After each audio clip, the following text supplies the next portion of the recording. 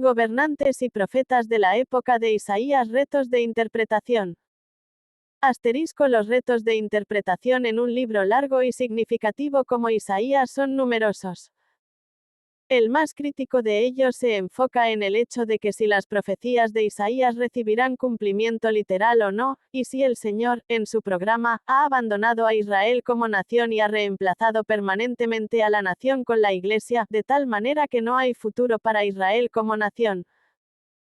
En el último asunto, numerosos pasajes de Isaías apoyan la posición de que Dios no ha reemplazado al Israel étnico con una supuesta, nueva Israel.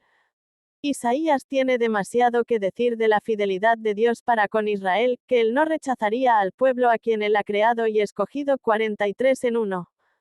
La nación está en las palmas de sus manos, y los muros de Jerusalén siempre están delante de sus ojos 49:16. Él está ligado por su propia palabra a cumplir las promesas que él ha hecho para traerlos de regreso a sí mismo y bendecirlos en ese día futuro 55:10-12. En el primer asunto, el cumplimiento literal de muchas de las profecías de Isaías ya ha ocurrido. Contender que aquellas que aún no han sido cumplidas verán un cumplimiento no literal no tiene fundamento bíblico. Este hecho descalifica la propuesta de que la Iglesia recibe algunas de las promesas hechas originalmente a Israel. El reino prometido a David le pertenece a Israel, no a la Iglesia. La exaltación futura de Jerusalén será sobre la tierra, no en el cielo. Cristo reinará personalmente sobre esta tierra como la conocemos, como también en los cielos nuevos y tierra nueva. Ap. 22:1-3. Temas histórico y teológicos. Isaías profetizó durante el período del reino dividido, dirigiendo el mayor enfoque de su mensaje al reino sureño de Judá. Él condenó el ritualismo vacío de su día, 1:10 de la madrugada, 15, y la idolatría en la que tantos del pueblo habían caído, 40:18-20. Él miró hacia adelante y vio la cautividad babilónica venidera de Judá a causa de esta partida del Señor, 39:6,7. El cumplimiento de algunas de sus profecías durante su vida proveyó sus credenciales para la posición profética. El esfuerzo de Sennacherib por tomar Jerusalén fracasó, tal como Isaías había dicho que sucedería, 37:6, 7, 36, 38. El Señor sanó la enfermedad mortal de Ezequías, tal como Isaías lo había predicho, 38:5, 2 20:7. Mucho antes de que Ciro, rey de Persia, apareciera en la escena, Isaías lo nombró el libertador de Judá de la cautividad babilónica, 44:28, 45:1. El cumplimiento de sus profecías de la primera venida de Cristo le han dado a Isaías aún mayor defensa, 7:14 de la mañana. El patrón de cumplimiento literal de sus profecías que ya se han cumplido da certidumbre de que las profecías de la segunda venida de Cristo también verán un cumplimiento literal. Más que cualquier otro profeta, Isaías provee información acerca del día futuro del Señor y el tiempo que seguirá. Él detalla numerosos aspectos del reino futuro de Israel sobre la tierra que no se encuentran en ningún otro lugar en el NT, que incluyen cambios en la naturaleza, el mundo animal, el estatus de Jerusalén entre las naciones, el liderazgo del siervo sufriente, y otros. A través de un método literario llamado acortamiento profético adelantado, Isaías predice acontecimientos futuros son delinear secuencias exactas de los sucesos o intervalos de tiempo separándolos. Por ejemplo, nada en Isaías revela el período extendido separando las dos venidas del Mesías.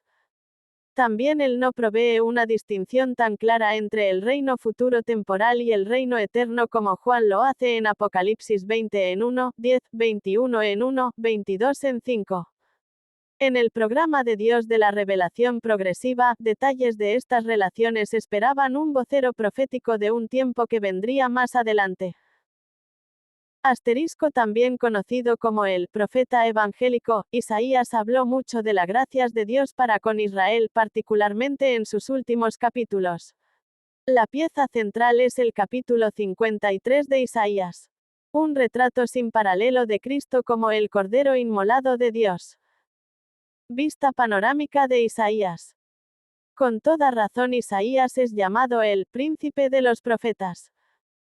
La visión que tuvo del Señor como alto y sublime, 6 en 1, y la consecuente opinión de sí mismo como un hombre de labios inmundos, 6 en 5, y su percepción del lugar que la nación tenía en los asuntos del mundo, prepararon a Isaías para el papel al que Dios lo había llamado.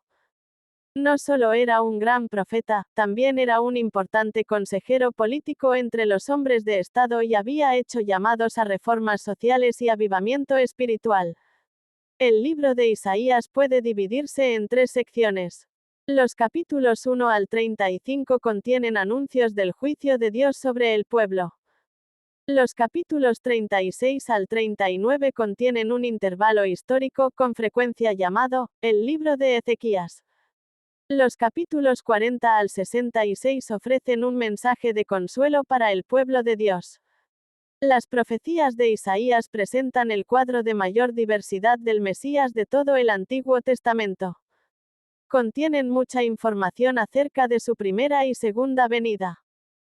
De importancia especial es la presentación que Isaías hace del siervo sufriente, que alcanza su punto culminante en Isaías 52 en 13 a 53 en 12 y es el relato más detallado de los sufrimientos de Cristo encontrado en el Antiguo Testamento. Este es citado o aludido 85 veces en el Nuevo Testamento. Isaías, cuyo nombre significa salvación del Señor, nació cerca del año 760 a.C. dentro de una familia aristocrática del reino de Judá. En ese año, Amosia estaba predicando contra el pecado de Israel, Oseas predicó durante la niñez de Isaías. El ministerio de Isaías probablemente comenzó durante los últimos días del rey Usías.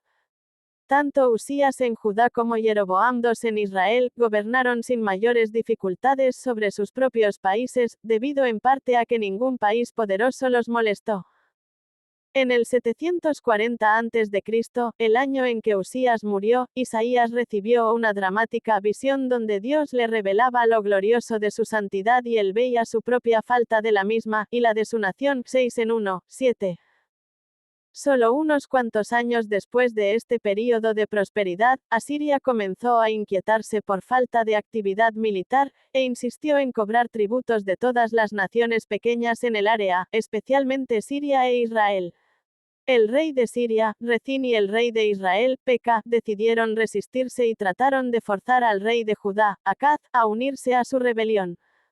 Acaz rehusó sus propuestas y apeló a Asiria por ayuda a pesar de que Isaías le había dicho que confiara en Dios para protección, y no en Asiria. El rey de Asiria, Senaquerib, invadió a Judá y conquistó todas las ciudades menos Jerusalén, pero la sitió. Isaías se encontró con Ezequías en el acueducto y lo desafió a que tuviera fe en el Señor. Como resultado de esa fe, Jerusalén fue salvada. Isaías ministró a un pueblo muy enviciado y socialmente corrupto. Él vivió en un tiempo cuando falsos profetas le ofrecían al pueblo falsa seguridad. Isaías continuó profetizando por más de 40 años, parte de su ministerio se intercaló con el de Miqueas. El tema del libro de Isaías es la salvación, la palabra aparece 26 veces. La maravillosa promesa de la venida del Redentor se repite en 7 y 14 de la mañana y 9 en 6, 7. El propósito del libro es el de llevar a la gente pecadora al Mesías, cuya muerte compró la salvación para todo el que venga a él. 53 en 4, 6, 55 en 1, 2. Referencias proféticas. Como antes mencionamos, el capítulo 53 de Isaías describe la venida del Mesías y el sufrimiento que él soportaría con el fin de pagar por nuestros pecados.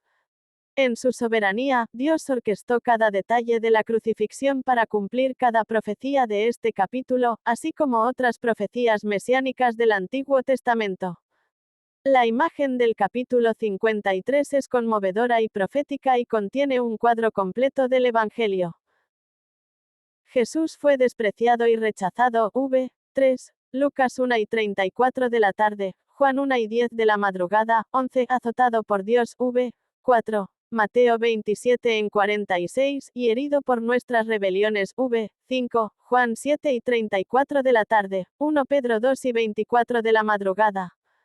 Por medio de su sufrimiento, Él pagó el castigo que nosotros merecíamos y se convirtió por nosotros en el último y perfecto sacrificio, v. 5, Hebreos 10 y 10 de la mañana. Aunque Él fue sin pecado, Dios puso en Él nuestro pecado, y nosotros fuimos hechos justicia de Dios en el 2 Corintios 5 y 21 de la madrugada. Importancia en la Biblia. De Isaías 1, 39, especialmente 1, 12 y 28, 33.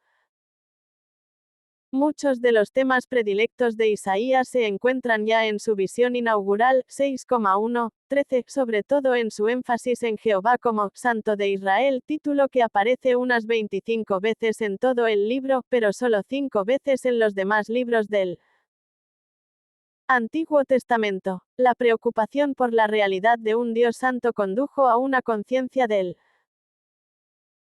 pecado, tanto en el culto 1,10, 17 como en la vida social y política de la nación 3, 5, 7. El profeta desarrolló las tradiciones de la elección de Jerusalén 10,27, 34, 14,28, 32, 17,12, 14, 29,1, 8, 30,27, 33, 31,1, 8 y de David 9,1, 7, 11,1, 8, 32,2, 33,17. Profetizó el nacimiento milagroso del Mesías 7,14, quien sería verdaderamente humano 9,6, 11,1 y a la vez Dios fuerte 9,6, cuyo reinado universal de perfecta justicia y paz 9,7, 11,2, 9 se cumpliría solamente en Cristo. Isaías insistió repetidamente en la necesidad absoluta de una fe en Dios, tanto en la vida personal como en la vida pública y política de la nación 7,9, 28,16, 30,15. Por eso se le llama el evangelista del Antiguo Testamento. De Isaías 40, 55.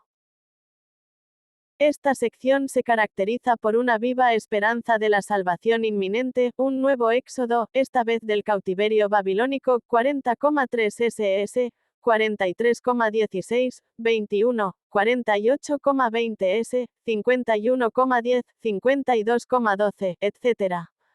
Domina también en estos capítulos la esperanza de un nuevo flecha apuntando hacia la derecha Moisés, el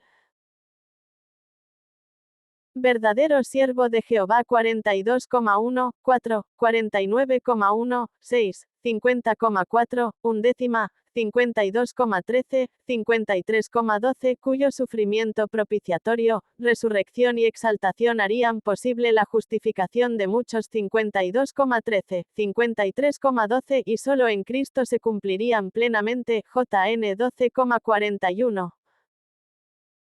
Sin embargo, la salvación inminente no es un fin en sí, en estos capítulos se renueva y profundiza, como en ninguna otra parte del Antiguo Testamento, el llamado de Israel para cumplir la misión de Dios en el mundo.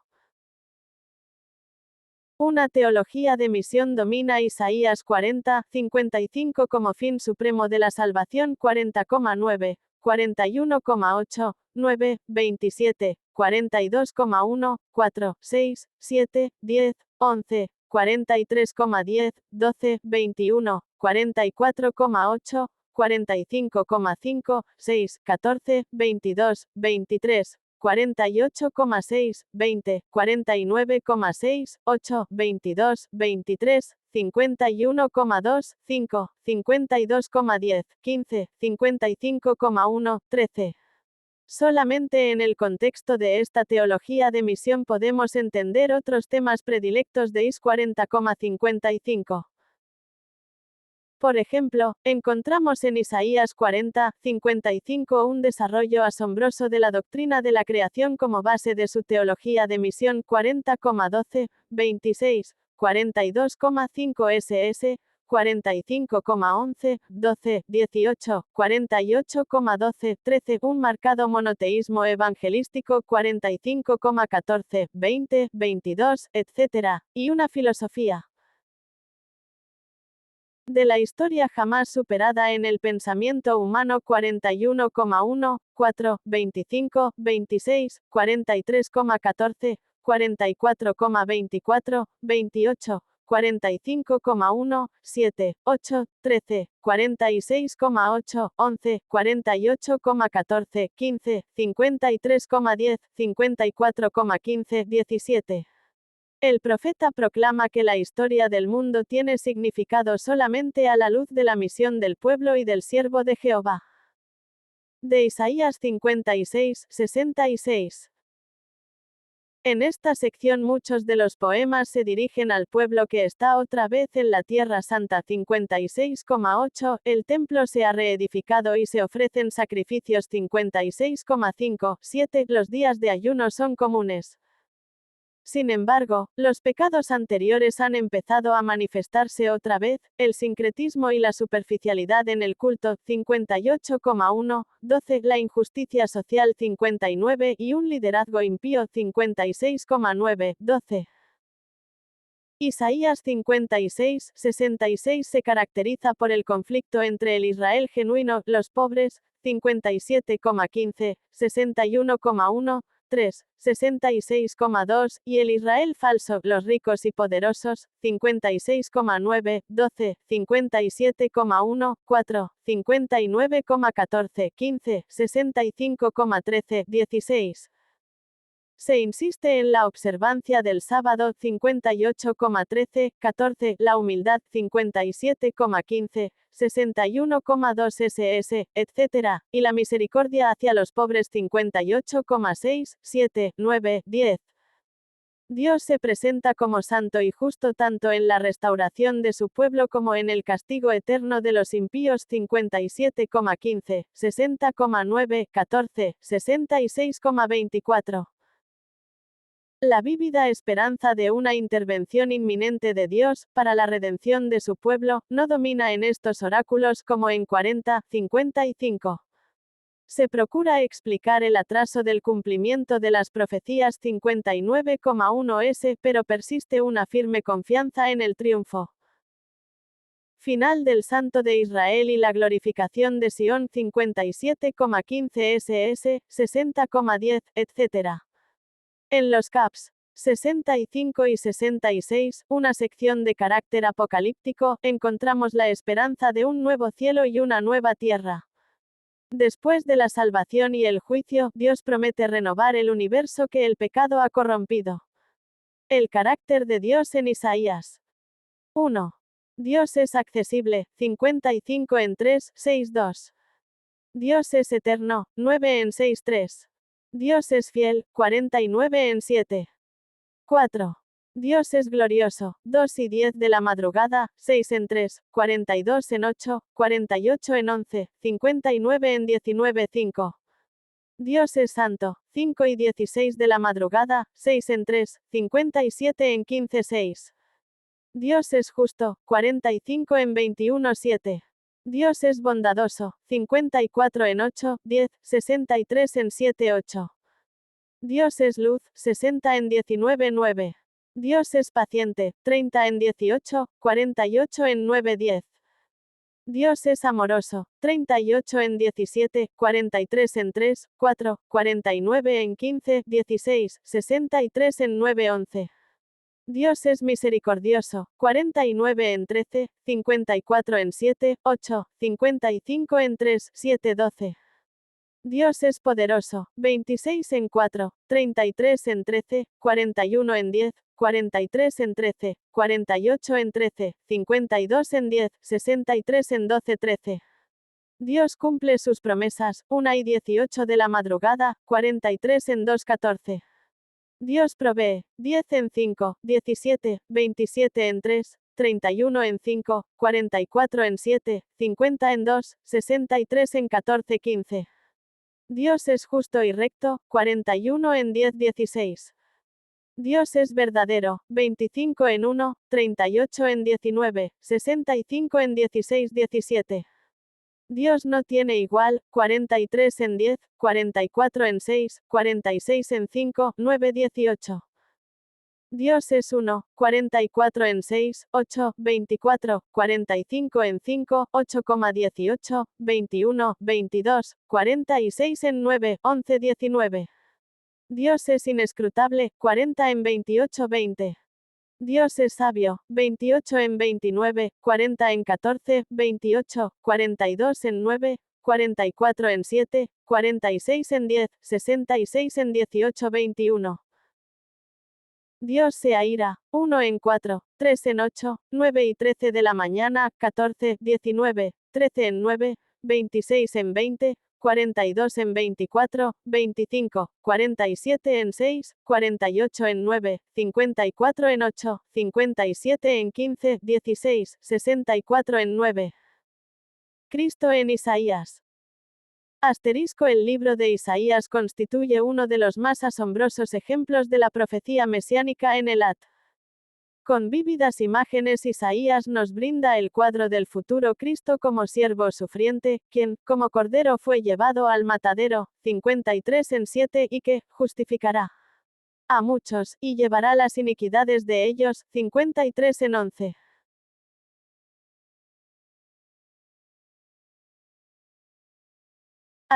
Otras profecías mesiánicas que hallamos en el At incluyen 7 y 14 de la mañana, Mt 1 y 22 de la madrugada, 23 9 en 1, 2 Mt 4 y 12 de la madrugada, 16 9 en 6, LC 2 y 11 de la madrugada, EF 2 y 14 de la madrugada, 18 11 en 1, LC 3 y 20.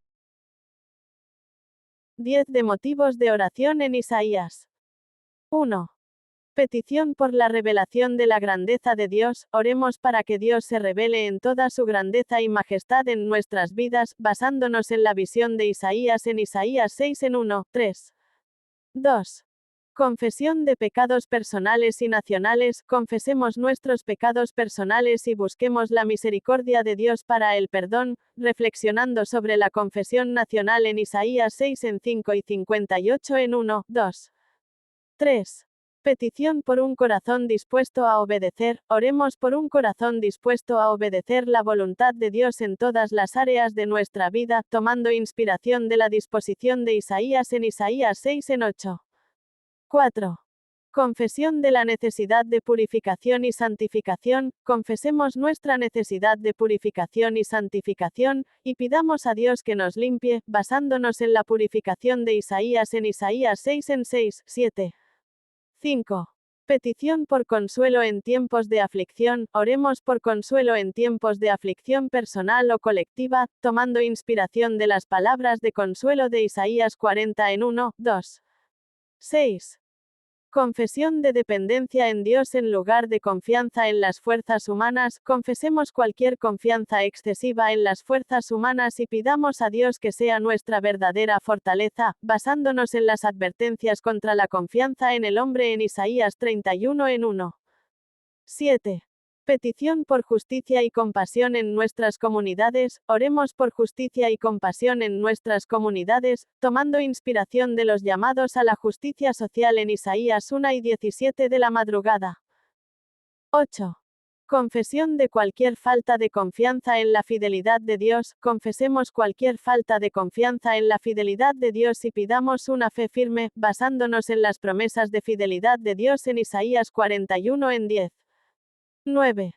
Petición por sanidad física y espiritual. Oremos por sanidad física y espiritual en nuestras vidas y en las vidas de aquellos que lo necesitan, tomando inspiración en las promesas de sanidad en Isaías 53 en 4, 5. 10.